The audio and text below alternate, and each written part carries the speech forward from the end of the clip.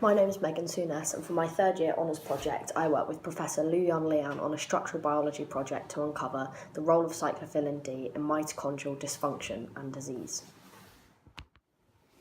The mitochondria is an important part of all the cells in our bodies. When it becomes dysfunctional, disease occurs. What we know so far is that there's a special pore in the membrane of the mitochondria called the MPTP.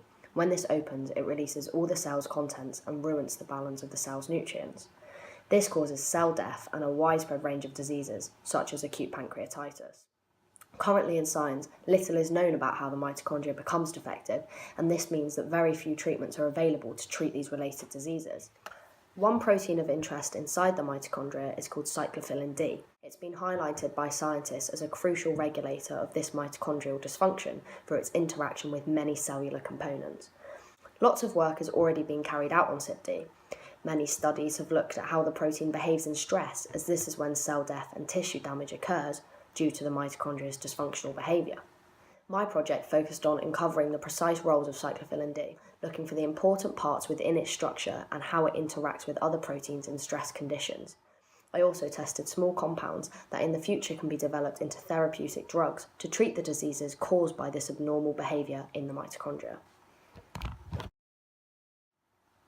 The first part of my lab project involved making the proteins I wanted to run my experiments on. This involved using bacterial cells like E. coli to produce my specific cyclophilin D proteins. I then had to extract and purify my protein from the cells so it was pure and ready to be experimented with. I used two biochemical techniques called nuclear magnetic resonance spectroscopy, or NMR, and differential scanning fluorometry, or DSF, to investigate how key parts of cyclophilin D affect its stability and interactions with potential drug compounds. This generated a lot of data, which was analysed with statistics and made into graphs. I also used a software called PyMol to map my data onto the structure of cyclophilin D, so I could see what was changing inside the proteins as I ran my experiments. I found some really interesting results from my data.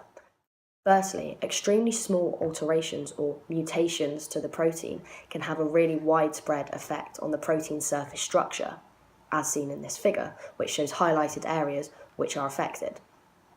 This surface change means cyclophilin D's interaction with other proteins in the mitochondria will also be effective, and that will affect its role. I also gathered useful data on how cyclophilin D reacts to stress and how the mutations affect this too.